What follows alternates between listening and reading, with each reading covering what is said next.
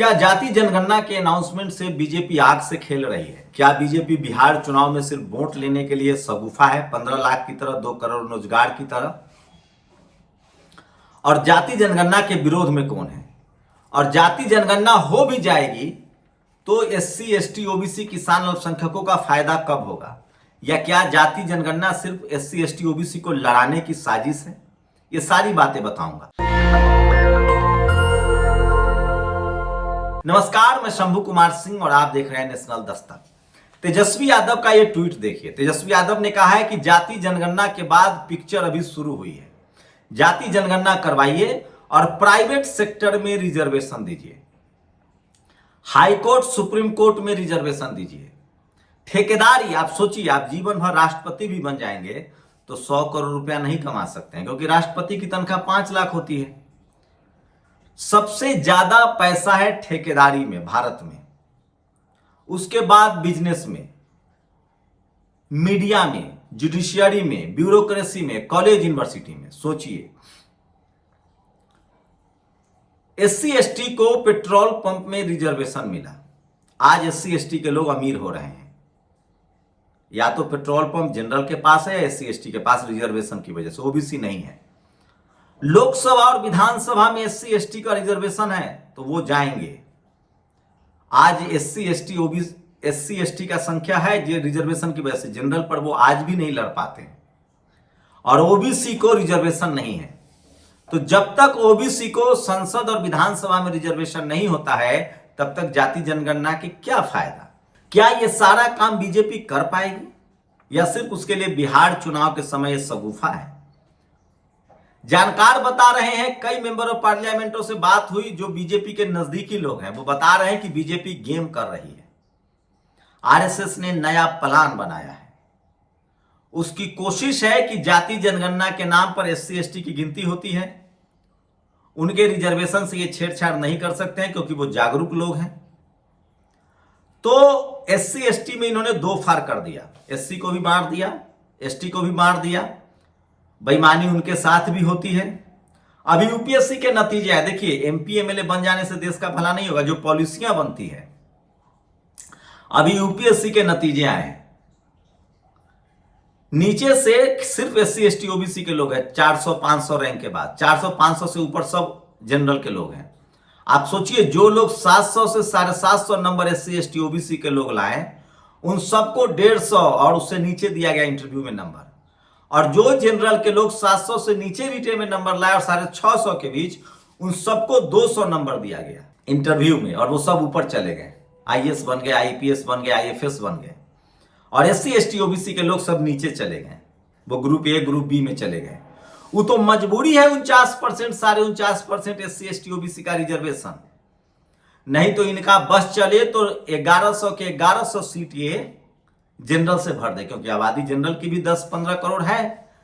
तो इस देश में 90 लोग 10 रोटी में गुजारा कर रहे हैं, एससी एसटी ओबीसी, किसान, अल्पसंख्यक। और बीजेपी कहेगी अब जाति जनगणना ओबीसी का करवा देगी और कहेगी कि यादव, कुर्मी, कुशवाहा खा रहा है, गुजर खा रहा है, और वो पिछड़े अति पिछड़ों को लड़ा देगी। जबकि जाति जनगणना अगर जनरल का हो तो पता चल जाएगा कि भैया यादव, कुर्मी, कोयरी, कुशवाहा, गुजर कुछ नहीं मिल रहा है। यहां तक कि जाट, पटेल, मराठा के पास भी कुछ नहीं है, न बिजनेस में है, न जुडिशियरी में है, न कॉर्पोरेट में है। सोचिए, इस देश में विज्ञान क्यों पीछे रह गया? क्योंकि ये लोग विज्ञान पर इन्वेस्ट ही नहीं करते, स्कूल, कॉलेज, अस्पताल में इन्वेस्ट ही नहीं करते। ये लोग पुरातन धंधे में हैं, ठेकेदारी करके अमीर हैं, चाइना से सामान खरीद के यहां अमीर हैं। तो मैं फिर कह रहा हूं, जब तक जनरल की गिनती नहीं होगी तब तक पता ही नहीं चलेगा कि माल कौन दबा के बैठा है, जमीनें किसके पास है, नौकरियां सबसे ज्यादा किसके पास है, बिजनेस किसके पास है, ठेकेदारी किसके पास है, पत्रकार कौन है, जज कौन है। वो तमाम नौकरियां जिसमें मलाई है, माल है।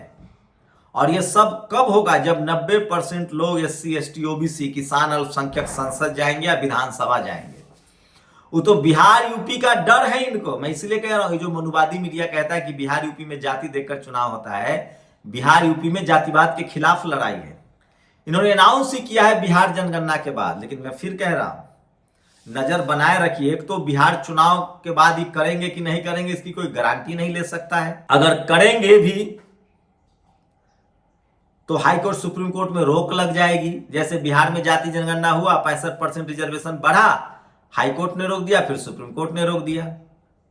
तो देखना है कि सरकार जैसे वक्फ बिल पर रातों रात बिल लेकर आई थी, क्या जाति जनगणना को संसद में इस बहस के लिए लाते हैं और उसको तुरंत करवाते हैं कि नहीं, या बिहार चुनाव के बाद ठंडे बस्ते में डाल देंगे, ये सबसे बड़ा सवाल है।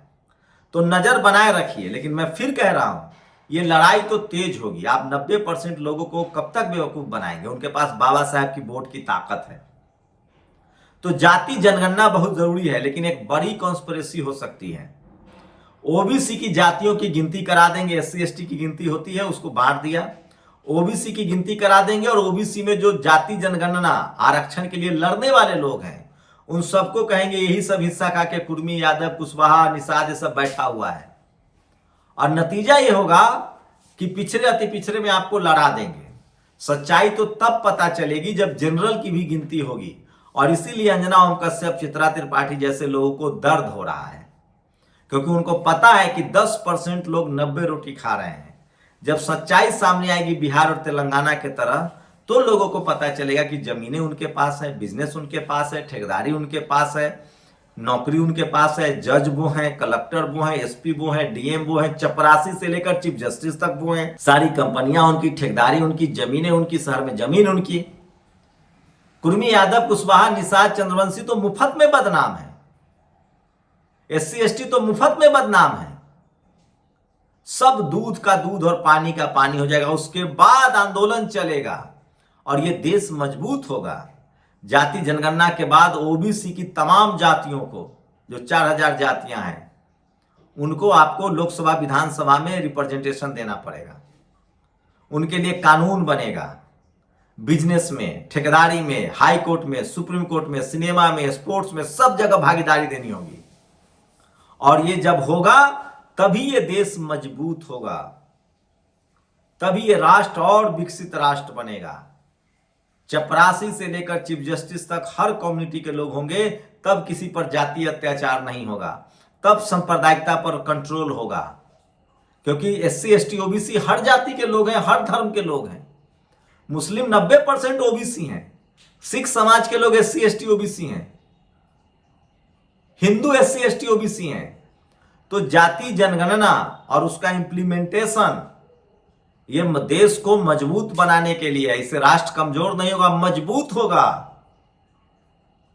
इससे भारत मजबूत होगा। राष्ट्र इसलिए कमजोर हुआ जब जातिवाद है। एक जाति लड़ेगा, एक जाति खाएगा, एक जाति सिर्फ कमाएगा, एक जाति सिर्फ सेवा करेगा, एक जाति सिर्फ गुलछर्रा उड़ाएगा। ऐसा भी हुआ इस देश में मनुस्मृति के दौर में।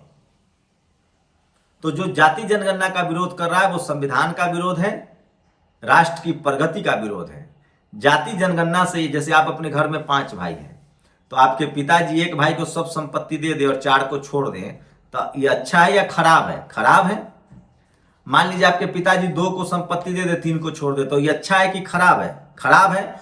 उसी तरह से इस देश में जाति के नाम पर जो लोग माल काट के बैठे हैं, कुंडली मार के बैठे हैं, जब सबको बराबर का वर्गीकरण होगा तब सबको अच्छा लगेगा और राष्ट्र मजबूत होगा, देश मजबूत होगा, ज्ञान विज्ञान मजबूत होगा। और तब पाकिस्तान जैसे दुश्मन देशों को, चीन जैसे देशों को सबक सिखाया जाएगा। तब इस देश में सबको न्याय मिलेगा, एफआईआर होगा, जज, हाई कोर्ट, सुप्रीम कोर्ट से तुरंत फैसले होंगे, जातिवादी हिंसा रुकेगी, सांप्रदायिक हिंसा रुकेगी, महिलाओं के खिलाफ हिंसा रुकेगी। जातिवाद वो एंटीबायोटिक है जो भारत को मजबूत करेगा। लेकिन ध्यान रखिएगा, बीजेपी के दिखाने के कुछ है, खाने के कुछ है। कांग्रेस ने भी पहले छल परपंच किया है, जाति जनगणना कराकर रिपोर्ट जारी नहीं किया क्योंकि उनके 3 सवर्ण नेता तैयार नहीं थे। लेकिन राहुल गांधी जो है वो जरूर दबाव बनाने में कामयाब हुए हैं, क्योंकि अब उनको लगता है कि एससी एसटी ओबीसी के मुद्दे पर ही आगे बढ़ा जाएगा। तो जाति जनगणना जो है वो सबसे बड़ा खेल है। और जाति जनगणना जब तक नहीं होता है, जब तक जाति जनगणना के आंकड़े नहीं आ जाते हैं, तब तक मत मानिएगा। और जाति जनगणना में जरूरी है कि सबकी गिनती हो, सिर्फ ओबीसी की गिनती ना हो, क्योंकि माल 10% लोगों के पास है। जो जनरल कैटेगरी के हैं, चाहे वो मीडिया हो, जुडिशियरी हो, कॉलेज यूनिवर्सिटी हो, ब्यूरोक्रेसी हो, बिजनेस हो। तो जाति जनगणना के बाद ओबीसी का सीट रिजर्व हो लोकसभा विधानसभा में, सभी जातियों का, जो जाति जितनी संख्या में उसका सीट रिजर्व हो। उसके बाद नौकरी में, बिजनेस में, ठेकेदारी में, स्कूल कॉलेज में, हाईकोर्ट सुप्रीम कोर्ट में, तमाम संसाधनों में उनके लिए रिजर्वेशन हो। जिसकी जितनी संख्या है जिस जाति की उतना दे दिया जाए, ये देश सोने की चिड़िया बन जाएगा। शुक्रिया। नेशनल दस्तक की आपसे गुजारिश है कि अगर इसको बचाना चाहते हैं तो नेशनल दस्तक को सब्सक्राइब करने के लिए रेड कलर के सब्सक्राइब बटन को दबाएं, फिर बेल आइकन की घंटी दबाएं।